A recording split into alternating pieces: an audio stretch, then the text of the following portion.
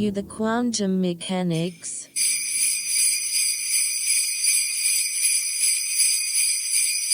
Yes, we are the Quantum Mechanics, the paranormal podcast for the believers, the doubters, and everybody in between. And I hope everybody out there, after what we've said in previous years, if you actually do encounter Santa around the Christmas tree, I want to know about it. Yeah. A shapeshifter, an elf, a real-life fairy. If you have an encounter this Christmas, let's keep it in the stocks for Christmas 25 special edition. Definitely. This year... This year I was going to say we've had a big old year. It's been fun, hasn't it? It's been really good. We've done some great trips out. Shepton Mallet, we'll never forget. And and lots of new Patreons have joined us, which is fantastic. So yes, we've had a great year.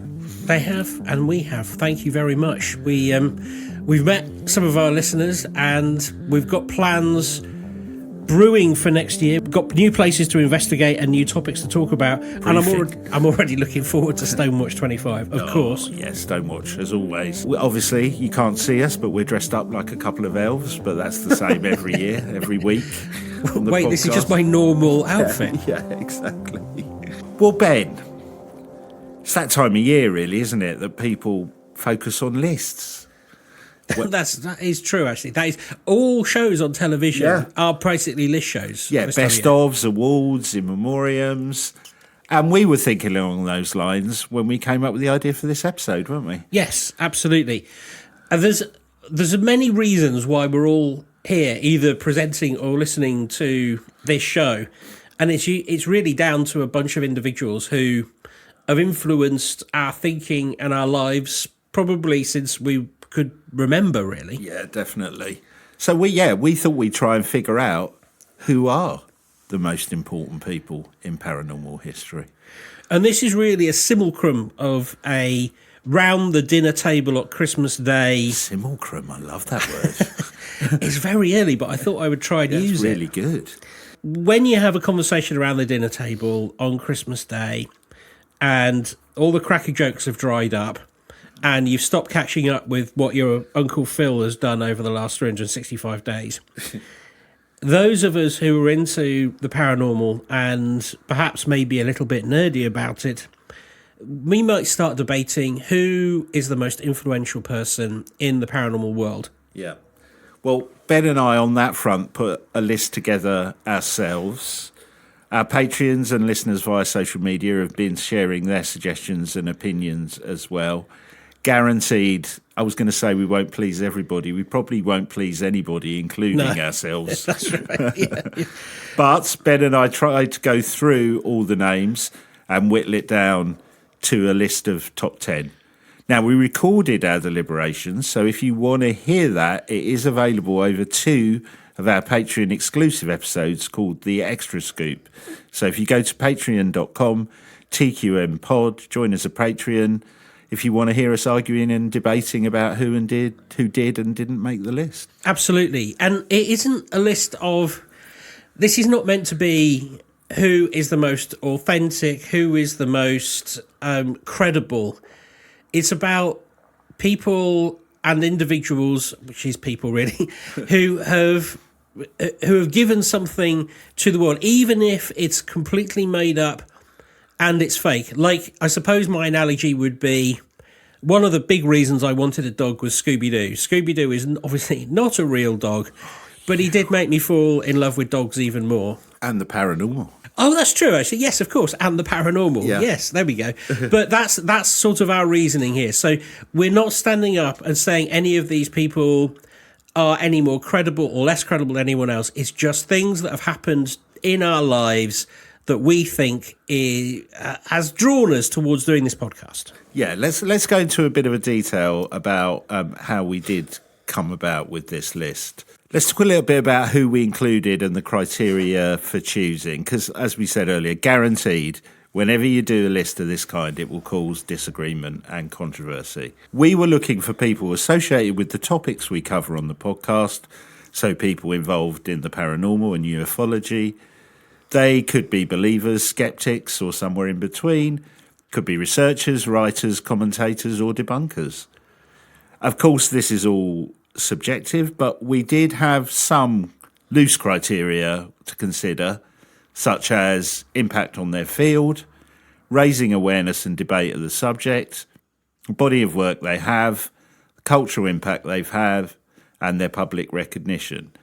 Now, I think it's worth pointing out, as Ben has just said, this is not about people we like or admire. In fact, I'm sure depending on your perspective, there will be people on this list that you may not like or are controversial or that you believe may have done more harm than good. However, they would have had a major impact on the field of the paranormal and the topics we discuss on this podcast. Now, we did have some really interesting suggestions for the whole list from our Patreons and people who listen on social media. Thank you for engaging with it. That's been really helpful. There were a couple of really interesting suggestions for people who are not primarily associated with the paranormal, but have had a huge influence on the way that we see the world and the weird. So, for example, our good friend Cam suggested Albert Einstein. I also thought about psychologist Carl Jung. Ben, you put forward Steven Spielberg. Now, undoubtedly, they all had a major impact, but we decided not to include these kind of names as their primary focus is not the paranormal. Otherwise, we might just have been opening it up way too wide. We did debate that quite a lot, but I think that was the way to go forward. So these are people whose primary focus is the topics that we discuss on this podcast. Yeah. Sorry, that was a little long-winded, but I thought it was worth giving you some context of how we've arrived at these 10 names. So, Ben, should we get straight into it? Absolutely. At number 10, in the most important people in paranormal history, is a man often described as the UK's very own Fox Mulder. We're, of course, talking about Nick Pope. Yeah, Mr. UFO himself. Yeah, so Nick Pope is a prominent figure in the field of the paranormal and ufology, well known for his work with the British Ministry of Defence during the 1990s. In his role at the MOD, Pope was responsible for investigating UFO sightings and reports, which provided him with a unique insight into the government's approach to unidentified aerial phenomena. His experience led him to become a vocal advocate for the study of UFOs and the importance of transparency regarding government disclosures on the subject. Pope has authored several books and articles on UFOs and the paranormal, helping to popularise the discussion around these topics and encourage public interest and acceptance of their legitimacy. Beyond his work at the MOD, Nick Pope has made significant contributions through public speaking, media appearances and collaborations with various organisations dedicated to UFO research. His critical analysis of government documents and policies had shed light on the ongoing debates within the UFO community regarding evidence, cover-ups and the implications of extraterrestrial life.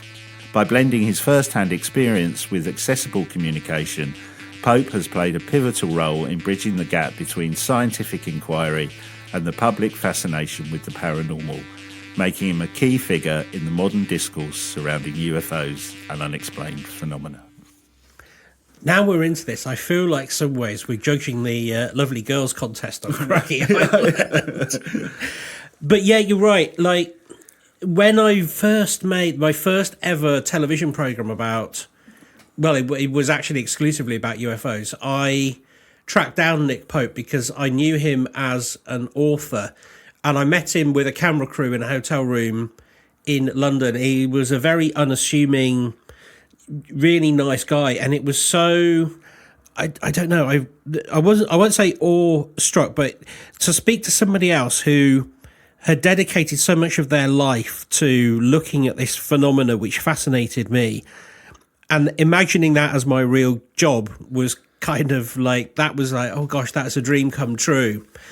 And it's quite interesting to also acknowledge that the really, like, because we now sort of say, you know, how come he did it in the early 90s for the MOD and there's no one doing it now, as, you know, no one in the public eye. There probably is somebody.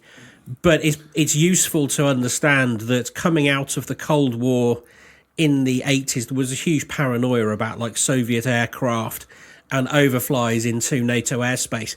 And I think, you know, his job was born out of a very earthly threat. But now it seems more pertinent than ever. As we speak, there are daily reports, usually all over commentators on YouTube and TikTok, about these New Jersey drones. And we're debating, are those coming from Iran? Are those coming from Russia, China, or are they something more otherworldly? And so his role back in the 90s was to have determined if anything like that was happening at the time. It feels like we need another Nick Pope in a position of power now. Yeah. When you said New Jersey Drones, I thought that's a great name for a band. Isn't it, actually? Yeah. Please welcome the New Jersey Drones. Or a collection of bees. No, I'm with you with Nick Pope. And I think especially in the field of ufology, it's often so American focused, rightly, because that's where true, most yes. of the sightings. But to have our very own, from our perspective, British person who is got experience of looking into these things from an official capacity and has gone on to, like we said, shape the discourse of ufology from a British perspective, I think is equally important to me. Yeah. Okay. No, that makes sense. So we'll put Nick on the far right of the stage. Yes. Not representing his political view, but just lining people up in my imagination. He's there on the stage, there. And he's now taking his bow. Okay, let's get into number 9 in the most important people in paranormal history. And we have someone who was a leader in a field that we have become increasingly obsessed with since starting this podcast. I'm talking about the world of remote viewing and Ingo Swann. Yeah, I think, we've discussed it at length, but that's been one of the things, I guess, one of the phenomena we've got closest to. Yeah, and had probably some of the weirdest experiences with. Well, let me give you a background for those who are not familiar, or just to refresh your memory. Ingo Swann was a prominent American artist, author and psychic, best known for his pioneering work in the field of remote viewing, a practice that involves perceiving or describing details about a distant or unseen target through an extrasensory perception. Born in 1934, Swann gained significant attention in the 1970s when he participated in experiments conducted by the Stanford Research Institute. We could do a whole series on the Stanford Research. He demonstrated his ability to describe locations and objects that were not accessible to him. His remarkable talent contributed to the US government's interest in psychic phenomena during the Cold War, leading to the establishment of programs like Stargate, which sought to explore the potential of psychic abilities for intelligence purposes. Swann's contribution extended beyond remote viewing. He was also an accomplished artist and writer, authoring several books on the subject of psychic phenomena, including Penetration, where he detailed his experiences with remote viewing and the implications of consciousness beyond psychic limitations. He emphasised the importance of understanding the mind's capabilities and the potential for human perception to transcend conventional boundaries. Ingo Swann's legacy is that of a visionary who bridged the worlds of art and science, inspiring further exploration into the depths of human consciousness and the mysteries of perception, while his work continues to influence both the fields of parapsychology and the broader discourse on psychic phenomena. Did you know that he was also experimented on by Jacques Vallée? Oh, no, it wasn't. Someone we debated quite heavily. Someone who we debated. So I hadn't realised that Jacques Vallée had kind of become fascinated by remote viewing. And he did an experiment with a group of people using ARPANET terminals. Again, quite a geeky thing, but the precursor to the internet. Right. And he got Ingo Swann and a number of other people to identify target samples of geological rock, of all things. Wow. And there was a panel of 5 independent judges. Only Swann got all of the experiments exactly right every time. Really? So a significantly above chance level of success. And that's what drove Jacques Vallée to write extensively on ESP and engage with Russell Targ and Hal Puthoff and obviously the Stanford Research Institute.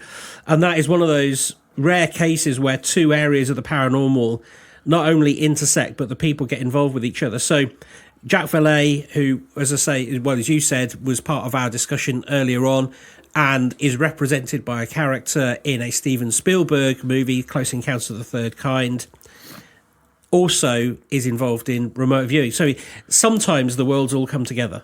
I guess we've had such an amazing journey with remote viewing. It wasn't the first, but one of the earliest things we did on the podcast. We did a background to the history of it. Then we were lucky enough to interview Daz Smith, who's, I guess, probably currently the world's leading, or one of the world's leading remote viewers.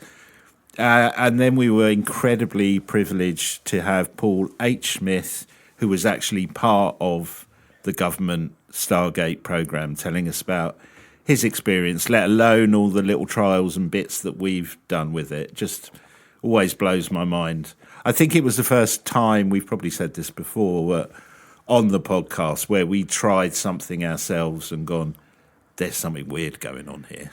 It was also the first time that I realised that we had an audience, really, because Paul H. Smith reached out to us. Yeah. And that was quite weird. So I guess, as it's Christmas and we're opening our hearts a little bit, that I found that particularly interesting and encouraged me that we should be doing more of this, and we weren't just talking to nobody. I mean, obviously now we've been doing this very nearly 5 years, and we now understand who our audience is a bit more, and we talk to a lot of you on Patreon. But at the time, it was such early on in our journey, and to have somebody of that note generously give their time and engage with us as if we were at that time professional podcasters, it was brilliant. And I think those conversations, we will revisit them in different and new ways coming up. We've spoken a lot about remote viewing, but I think it's going to come up more and more again when we talk about things that are happening in the world now. Remote viewers are probably going to play a part in understanding what's going on. Yeah. You're taking me back to those days where we'd look at the numbers of people listening to an episode and go, I think we've got 10 people who we don't know who listen to it. That's right, yeah. Well, it's a nice little segue into our number 8, actually, that part of the discussion. At number 8, in the most important people in paranormal history, we have a person close to both our hearts, Art Bell. Now, Art Bell was a pioneering radio host and broadcaster, best known for his influential late-night talk show, Coast to Coast AM, which became a platform for discussion on the paranormal, conspiracy theories, and unexplained phenomena. Born in 1945, Bell began his career in radio before launching Coast to Coast AM in 1984, where he captivated audiences with his unique blend of entertainment and exploration of topics that were often considered fringe. The show featured a wide range of guests, including scientists, authors, and experts in various fields, allowing listeners to delve into subjects like UFOs, ghosts, alternative medicine, making it a staple of late-night radio. Bell's charismatic personality and open-minded approach fostered a loyal following, and he became a cultural icon, influencing the landscape of talk radio and setting the stage for future programs focused on the paranormal, including ours. His ability to engage listeners and encourage them to share their own experiences contributed to the show's popularity and created a sense of community among fans. Even after his retirement in 2002, Bell's legacy continued through various iterations of the show and the ongoing interest in the topics he championed. Art Bell is remembered as a trailblazer in the realms of paranormal broadcasting, whose contribution sparked curiosity and conversation about the mysteries of the unknown. There was also something incredibly, I don't know what the word is, sort of emotionally engaging and yet also ethereal about the fact that like the combination of the music, the understanding of where he was broadcasting from, his peculiar little studio in the middle of the desert, and of course he went on to do Midnight in the Desert, but also the fact that he used to do this open lines thing, and we're going to hear a little segment in a moment, because he had some people on there who told him some things that he was sometimes skeptical of, but allowed them to have their view and their point. And this is one of the most unusual calls that he had. This, you might have heard this before, but if you haven't, we'll play you a short segment. In his show, as I say, has this open lines. People could phone in about anything. This particular gentleman phoned in to say, well, have a listen to what he said. You're on the air. Hello. Hello, Art. Yes. Hi. I don't have a whole lot of time. Well, look, let's begin by finding out whether you're using this line properly or not. Area 51. Yeah, that's right. Were you an employee or are you now? A former employee. Former employee. I was let go on a medical discharge about a week ago, and I've kind of been running across the country. Oh man, I don't know where to start. They're gonna they'll triangulate on this position really soon. So you can't spend a lot of time on the phone. So give us something quick. Okay. Okay. What we're thinking of as aliens are they're extra dimensional beings that an earlier precursor of the space program made contact with. They are not what they claim to be. They have infiltrated a lot of aspects of the military establishment, particularly the Area 51. The disasters that are coming, the military, I'm sorry, the government knows about them, and there's a lot of safe areas in this world that they could begin moving the population to now, Art. But they're not doing anything. They are not. They want the major population centers wiped out so that the few that are left will be more easily controllable. Discharge.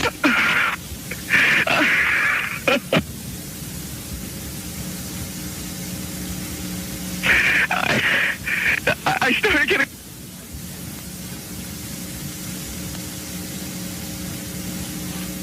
In some way, something knocked us off the air, and we're on a backup system now. That all sounds sort of perhaps credible, perhaps an actor. But if you aren't familiar with the call, the reason that the call goes away is because Art Bell's transmitter goes down. Right. So this caller who's basically saying that the government are after him because he's been working at Area 51, Art sounds skeptical. Then the transmitter goes down. Art has to phone the company that is basically doing tech support for his transmitter. They reboot it, bringing it back online. This has never happened in the history of his show ever before. And the telecoms company, they can't really explain what's going on. Later on, years later, somebody phoned back and claimed to be the Area 51 caller and claimed they were making it up. But there's a huge debate as to whether the voice of the person who basically is apologising and saying, look, it was me, I was just practising, I was doing a character, and this actual call, whether they're the same voice at all. Opinions vary, but it is fun to listen to that call. We can link to a YouTube clip of the whole call, but you've heard a little bit there. It's calls like that make Art Bell come in at the position he's got. Yeah, definitely. Well, one last thing on that. I kind of think even if the guy was a fake caller, you could see a scenario where the authorities are listening in to Art Bell. And go, there's a guy on there saying he works at Area 51. Mm-hmm. He probably doesn't, but kill the transmitter until we can work it out. Yes. I think that's very... I was going to say likely. I think that's very possible. Well, thank you, Art Bell, because like I said, I'm not sure we'd be doing what we're doing right this very second if it wasn't for him. Agreed.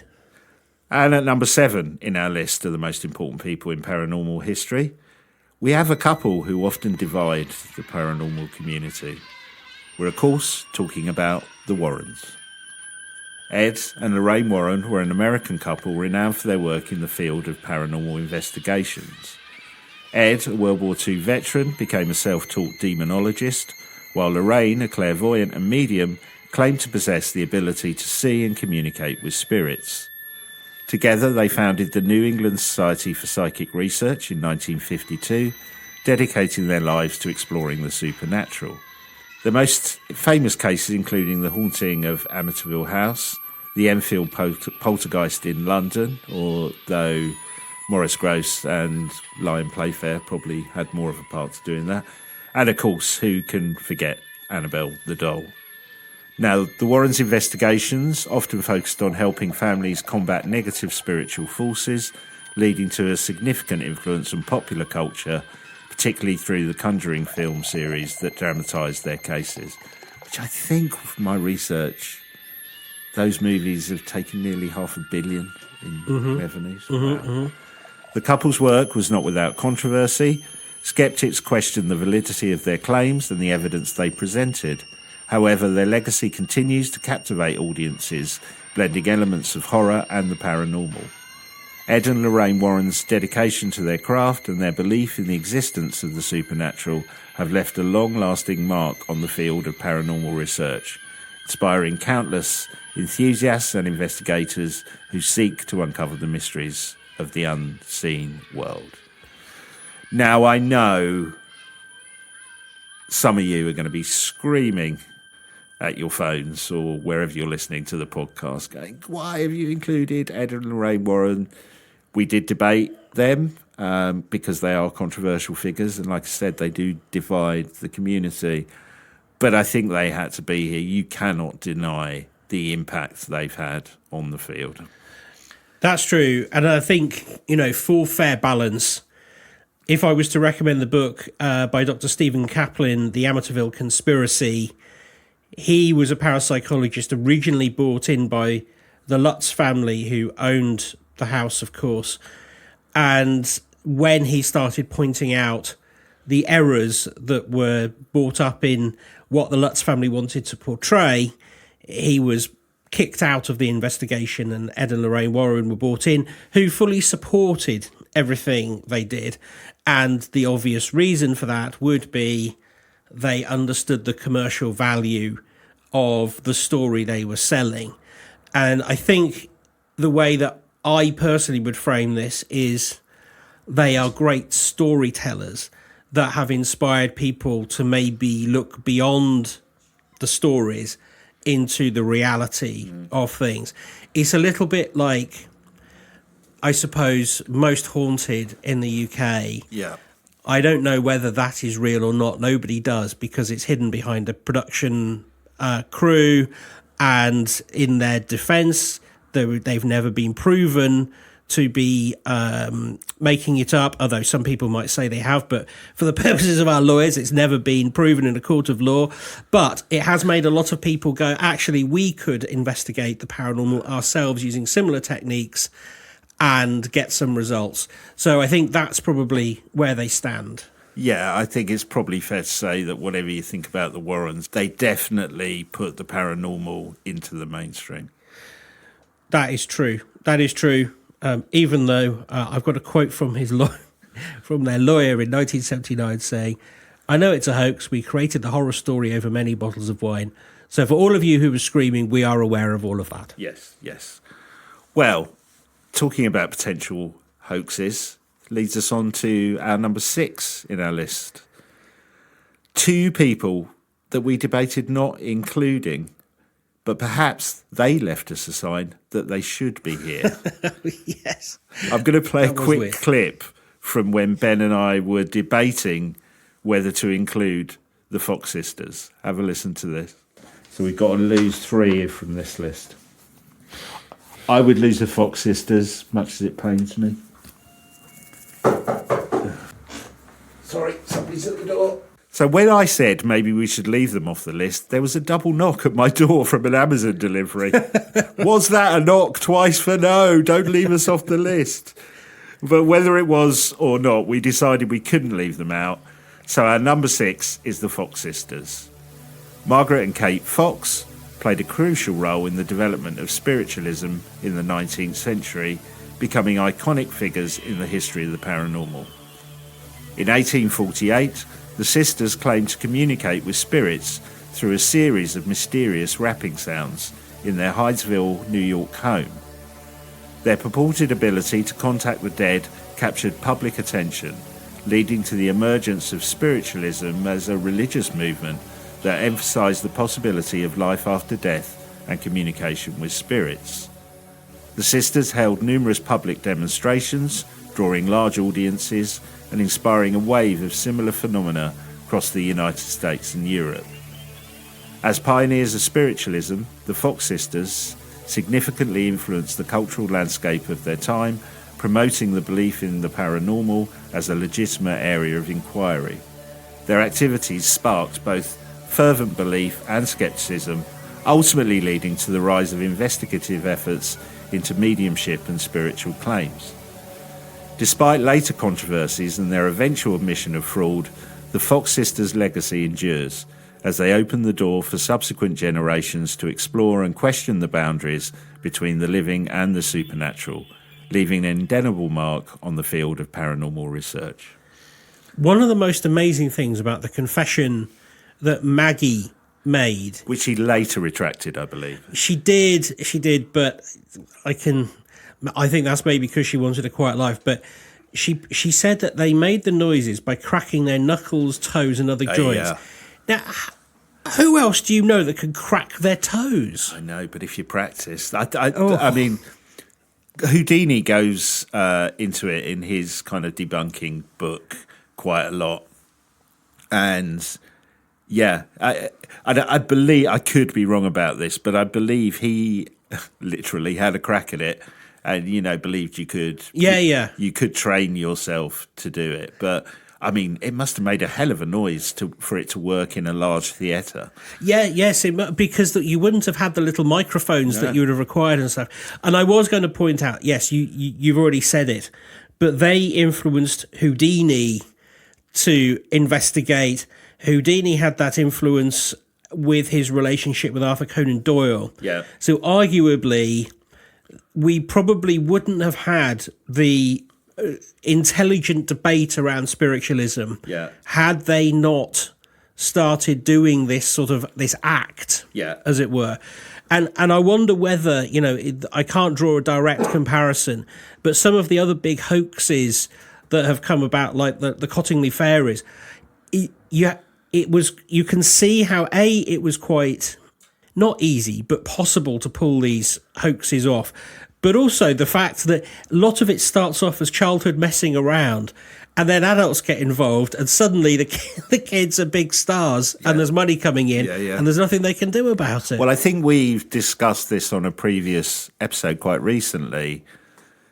There's that feeling with the Fox sisters that at that time, I can't imagine there were many, if any, female mentalists, magicians, performers of that sort. And I think if the Fox sisters were around now, we'd be, putting them on a pedestal as almost like a Derren Brown type figure. But I think back then they probably realised they had some skill and talent, but the only way we can make this work is, go along with this thing that we are actually communicating with the dead.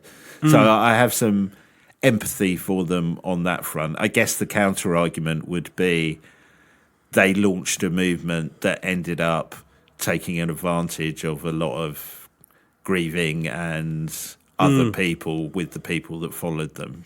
People went, oh, okay, you can make a lot of money out of doing this stuff. I'm not saying the Fox sisters did that. They did live performances, people paid.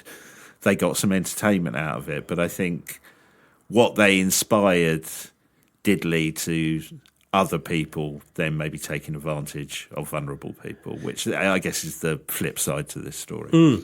And it also turned into, I guess, innovations in the stagecraft, like the ectoplasm, which we covered, which I still think that's the craziest thing. You can listen to our episode on it, but the fact that somebody would go, do you know what? If I spat out some cheesecloth with some cut-out pictures of a magazine, With that'll be fluorescent paint. convincing. Yeah.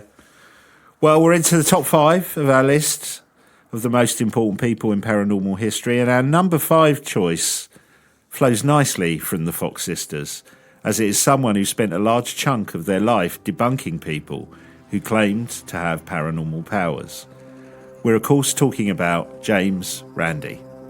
Yes. So James Randi was a renowned Canadian-American magician, escape artist and skeptic, best known for his tireless efforts to debunk paranormal claims and pseudoscience. Born in 1928, Randi gained fame as a performer, showcasing his extraordinary skills in illusion and escape artistry. However, he became a significant figure in the skeptical movement when he began to focus on exposing frauds in the field of psychic phenomena, alternative medicine and other dubious claims. His most famous project, the James Randi Educational Foundation, offered $1 million prize to anyone who could demonstrate paranormal abilities under controlled conditions, highlighting his commitment to scientific rigour and critical thinking. Randi's impact extended beyond skepticism. He was a prolific author and public speaker, known for his sharp wit and engaging style.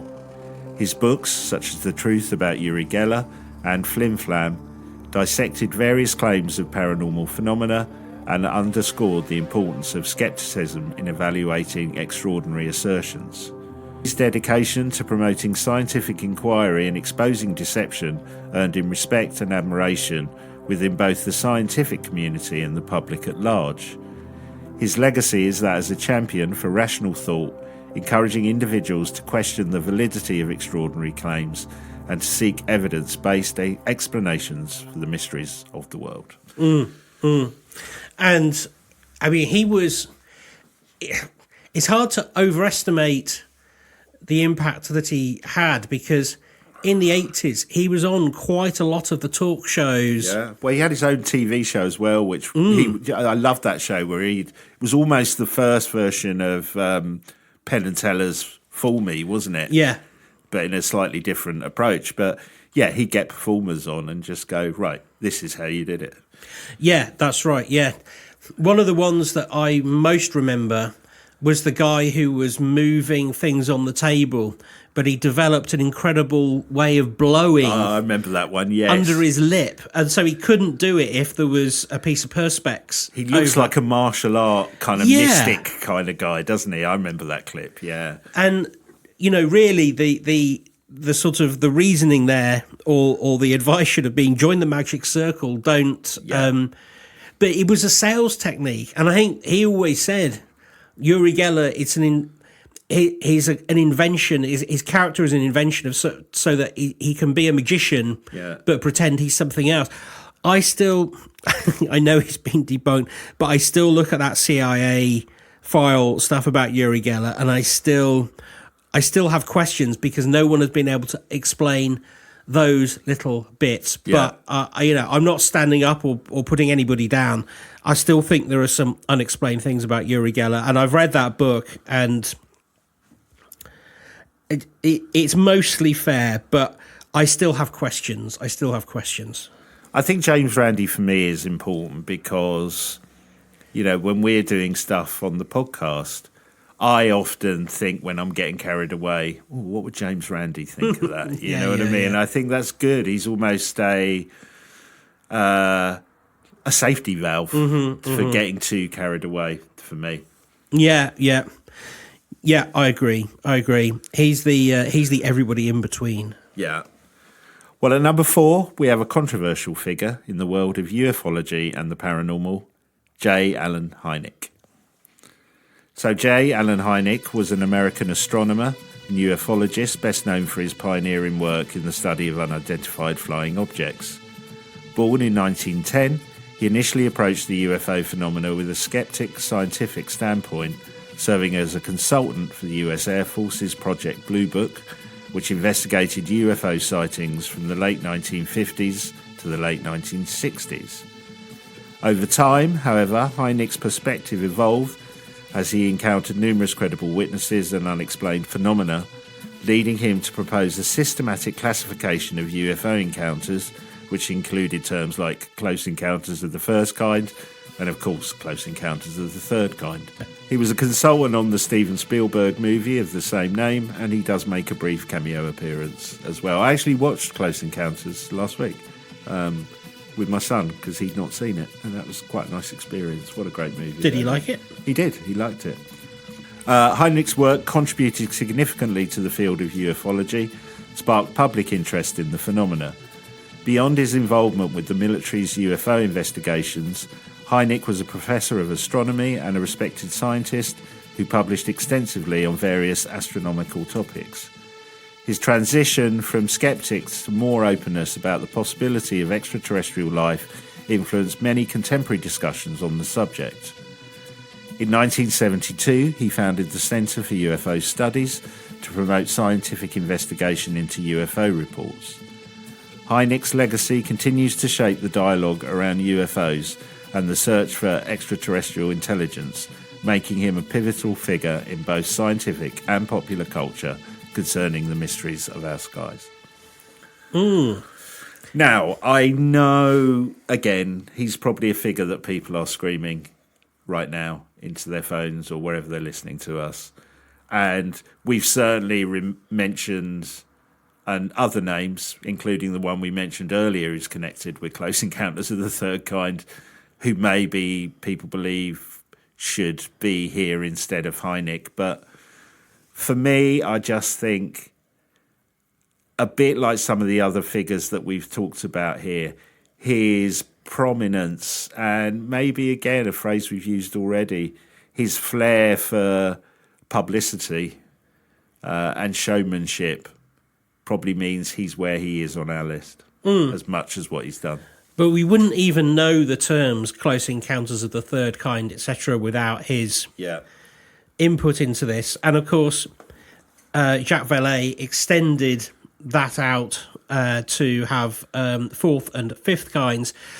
His scale is still used by MUFON today.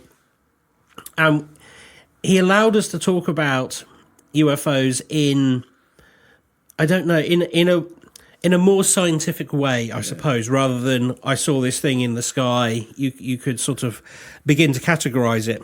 I think the reason that he is so vilified is sort of the swamp gas thing, where he comes up with very prosaic explanations for things that clearly weren't that, and there's obviously for a number of reasons for doing that, but which kind of gave him a reputation of being a bit of a stooge, I guess. Exactly. Yes.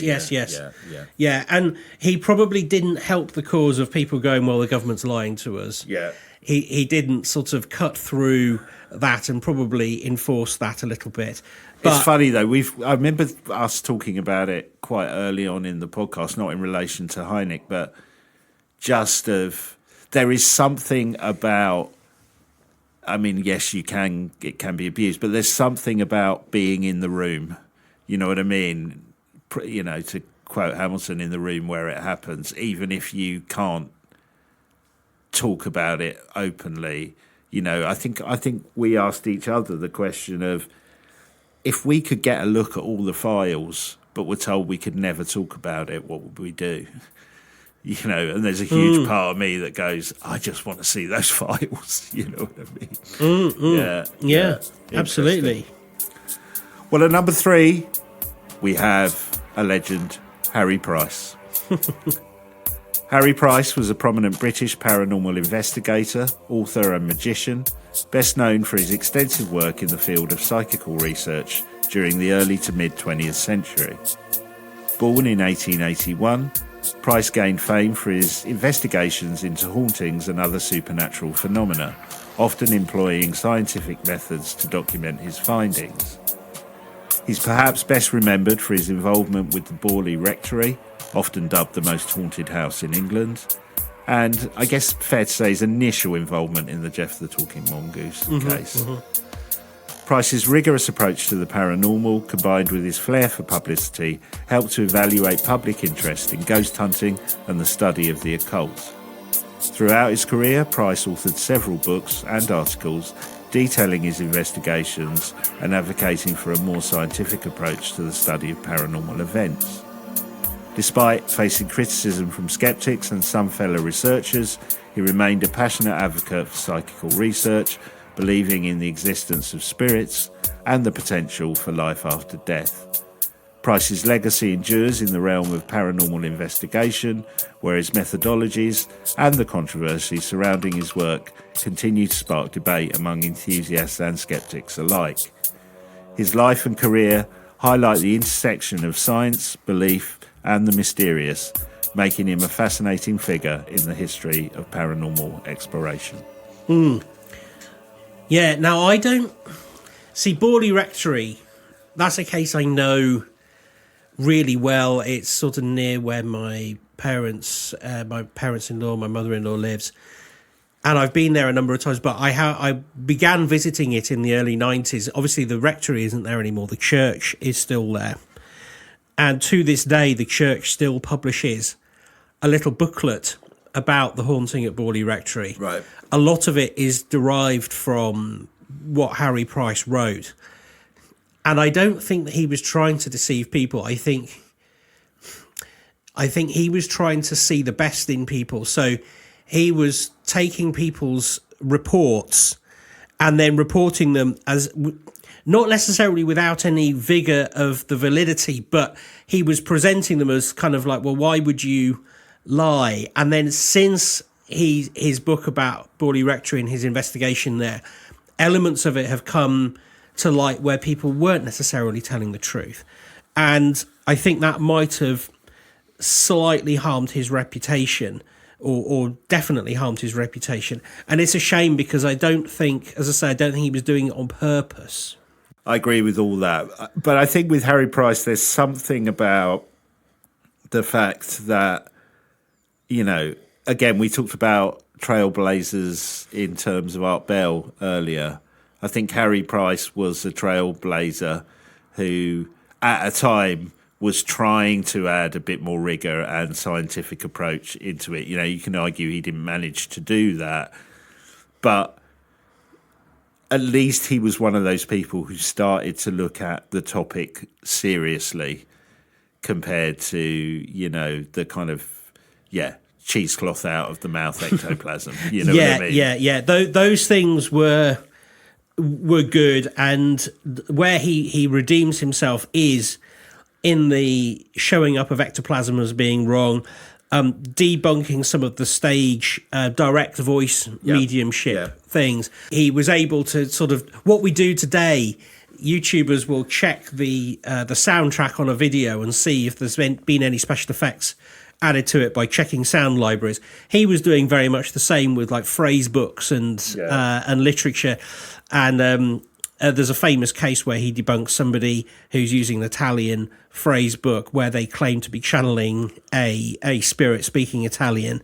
So he did a lot of good in that respect. That's why I say I think his head was in the right place, because he also was very interested in magic and conjuring. And when he forms the Ghost Club, I think that is a step forward in trying to formalize an intelligent discussion about what was going on, and arguably influenced in some ways our number one on this list that we're going to get to, in a bit. Yeah, definitely. Oh, he's jumping ahead there. Before we do number one, let's do number two. And on number two in our list is a man who needs no introduction, but we're going to give him one anyway, aren't we, Ben? It's Bob Lazar. It's Bob Lazar. He is my second favourite person in paranormal because he's such an enigma. Yeah. Well, let's give you a bit of background. Bob Lazar is a controversial figure in the realm of UFO research and conspiracy theories, best known for his claims of having worked on reverse engineering alien technology at a site known as S4 near the infamous Area 51 in Nevada. In the late 1980s, Lazar came forward with his allegations, stating that he'd been employed by the US government to study extraterrestrial spacecraft and that he'd witnessed advanced technology far beyond current human capabilities. His assertions, including descriptions of alien propulsion systems and the elements used in those craft, it sparked intense public interest and debate, fueling conspiracy theories about government cover-ups and the existence of extraterrestrial life. Lazar's credibility has been a point of contention.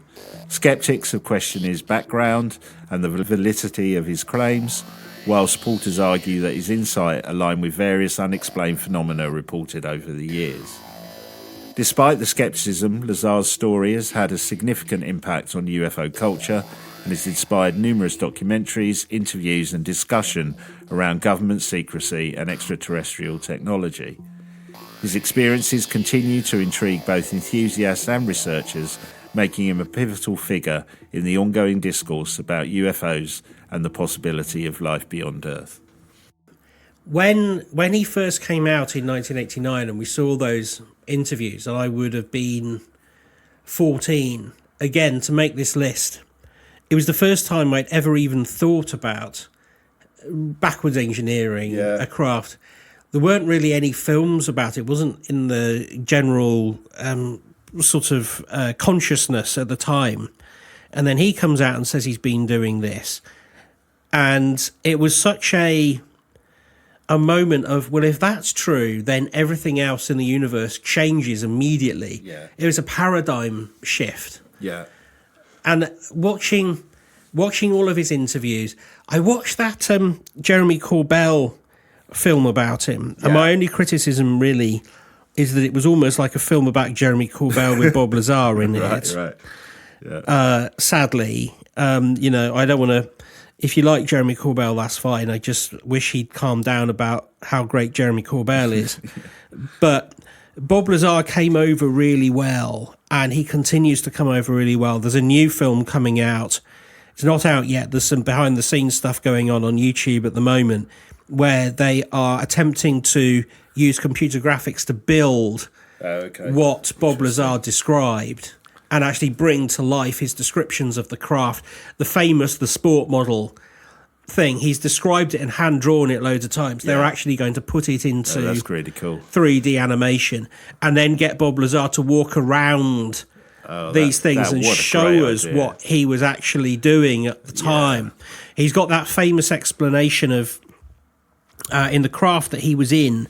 I think he says he's got 3 anti-gravity generators, or he says anti-gravity isn't the right word. I can't remember what he uses, but those sort of 3 engines and then the small seats and then this collapsing kind of wire mesh device that pulls back and allows access to the lower deck. And so we're going to see all that brought to life. And I think that's great. And, probably the sad fact is we will never know in our lifetime whether he is telling the truth or whether he's an amazing actor. If he's an actor, he should be in a lot more Hollywood movies because he does a great job. I find, we've talked about this before, I agree with you. And the again, if he is an actor, the Oscar performance, and it's the little things that, I don't know if it was in the Corbell movie or somewhere else, but I've heard him talking about walking past a room, looking in and thinking he's seen an alien creature. Yeah. And the interviewer gets very excited about this. But he really plays it down and goes, look, I was walking past quickly. I could have seen anything and my brain could have interpreted what I wanted to see. So I am not going to put that forward. And to me, that gives him credibility. Now, some people might say, well, that's a great tactic. Yes, it does give him credibility. And also, he's in the Joe Rogan interview, he says that he doesn't really care where they come from. It's the science that interests him. I think back to the actor, is it true? Is he an actor? We've touched on this before. I think he genuinely believes what he's saying, but that doesn't necessarily make it true. I'm not saying it's not, but he genuinely believes what he's saying. Yeah. Now, before we count down our top 10 and reveal our number 1, we wanted to mention a couple of names who it pained us didn't make the list.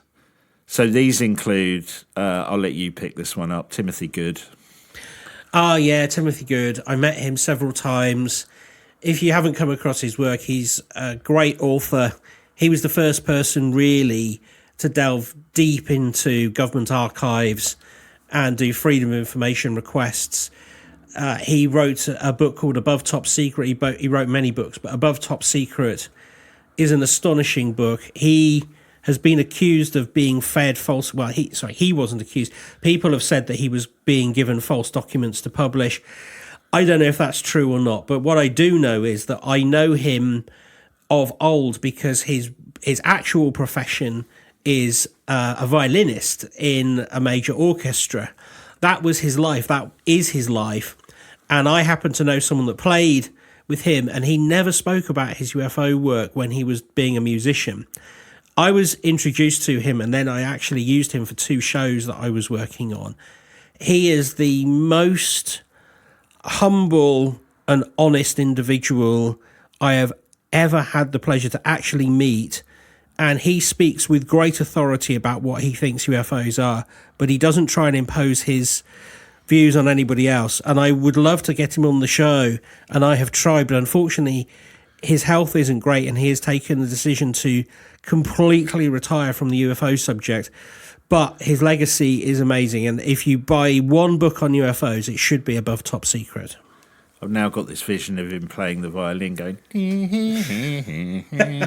He would be able to do that, I think, yes. He also dresses like you would imagine a violinist should dress, really? In black with a roll neck T-shirt and very sharp glasses. You know, like a Saab driver kind of guy. He's very natty. He's just a wonderful guy. Nice.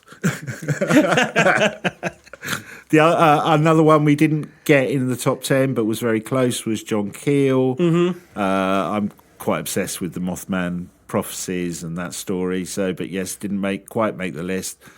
Linda Moulton Howe for a timeless exploration of the phenomena of cattle mutilation. Again, probably comes back to her main focus on that subject, but yes, she was very close. Uri Geller, we mentioned earlier, was a big debating point for us. We probably covered that a bit. I know, Ben, you probably feel he should be here. I also wanted to include Sir Arthur Conan Doyle and Harry Houdini as a pairing. Didn't make the top 10, but I guess their relationship is one of the most enduring stories in paranormal history for me, even if they're maybe not the most important figures. I guess, again, back to our thing, their main fields were outside the paranormal. Mm. Last but not least, in the people we would have liked to include but didn't have room is broadcaster and podcaster Howard Hughes, who we sadly lost this year. So, again, someone close to our hearts.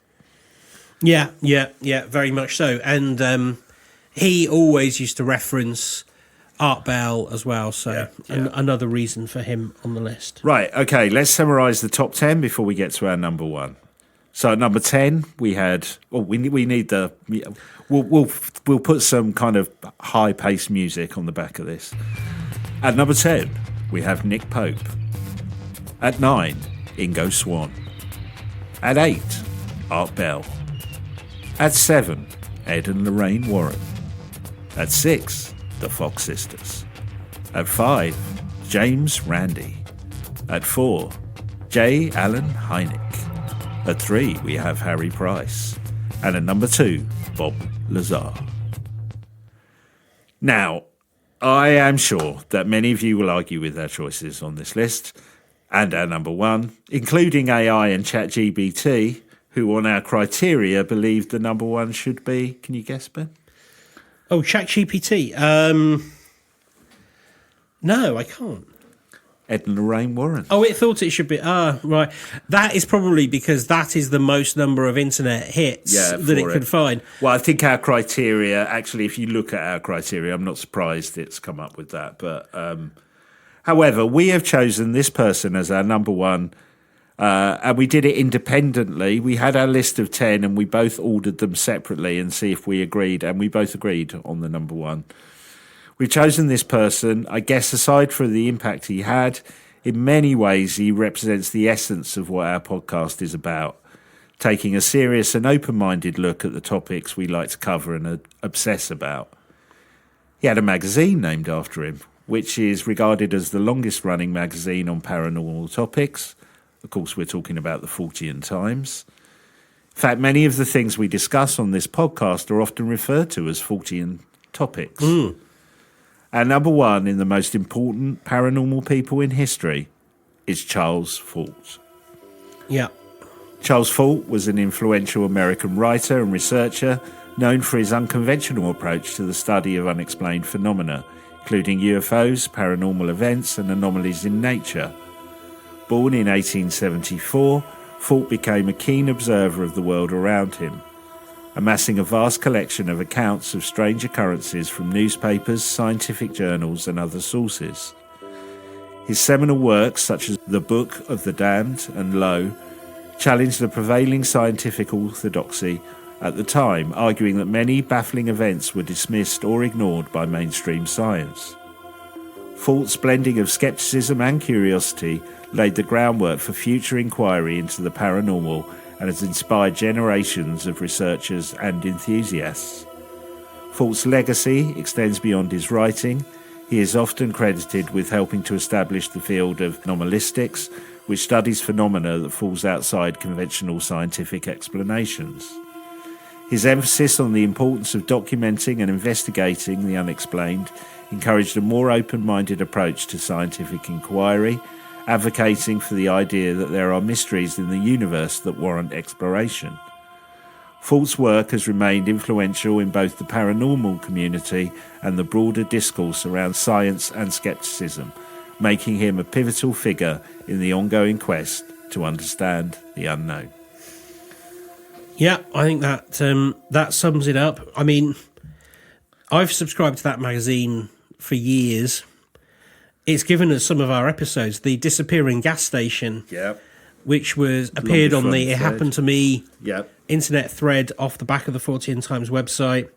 He also wrote about the airship flap of 1896. We wouldn't know about that really without Fort's work. I think, unlike a lot of the other people on the list, he was a documenter without adding his own.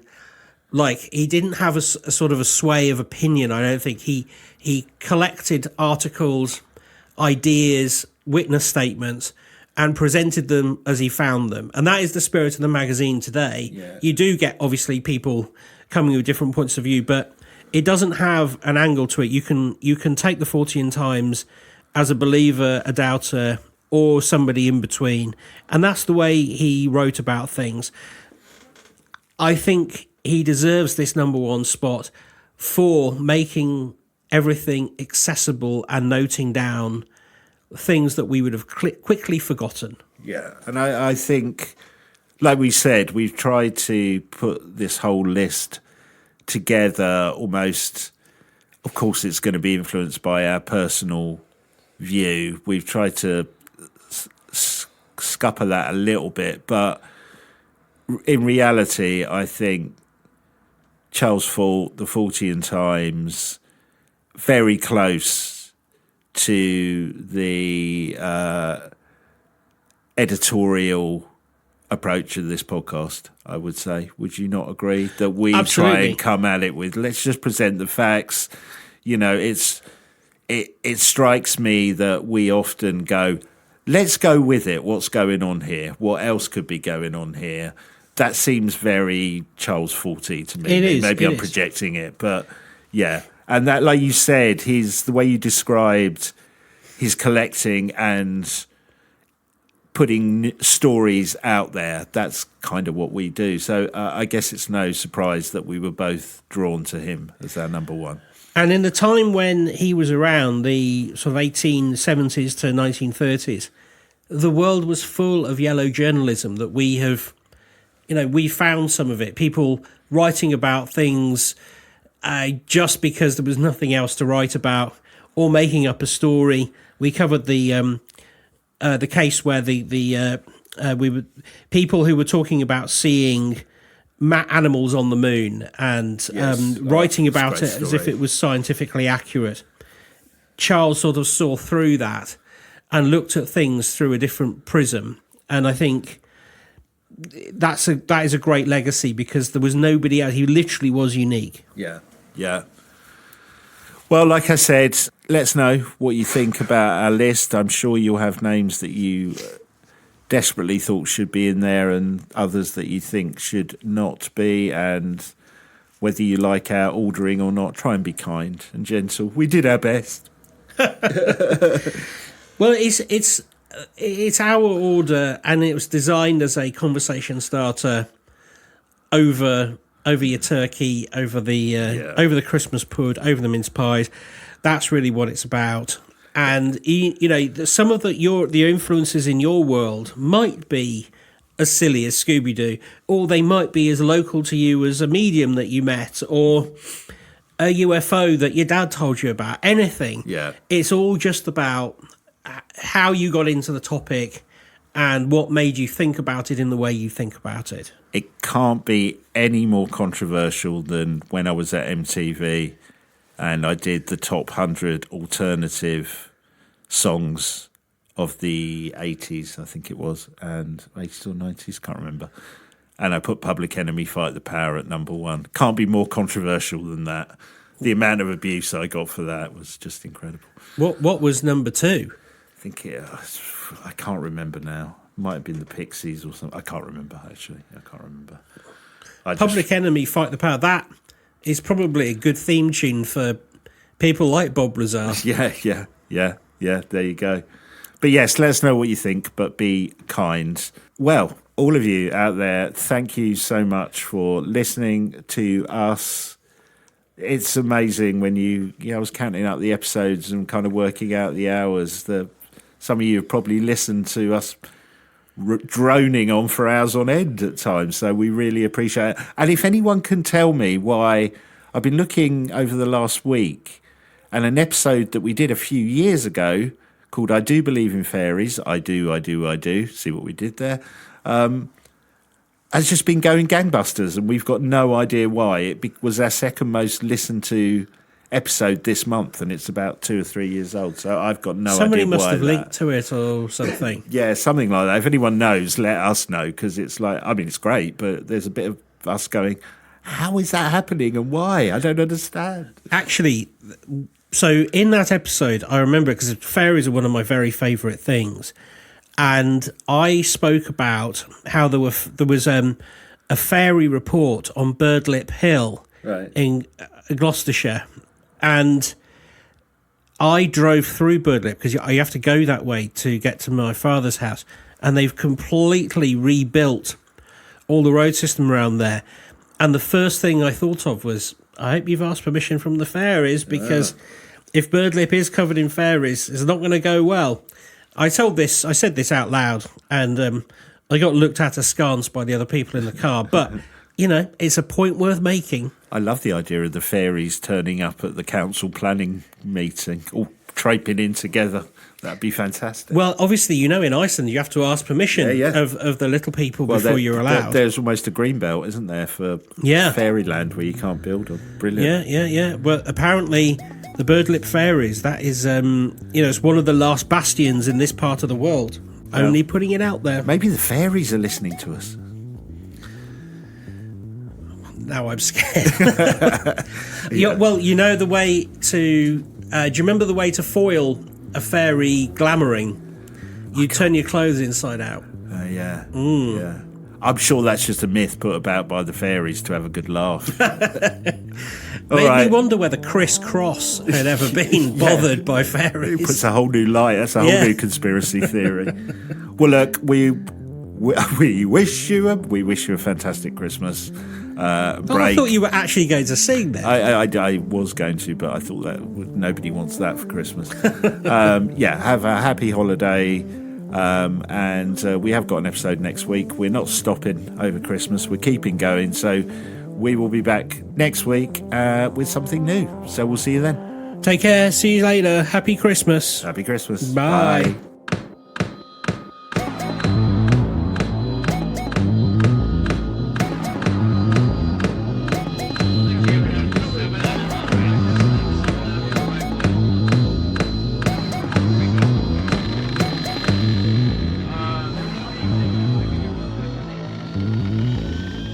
Are you the quantum mechanics?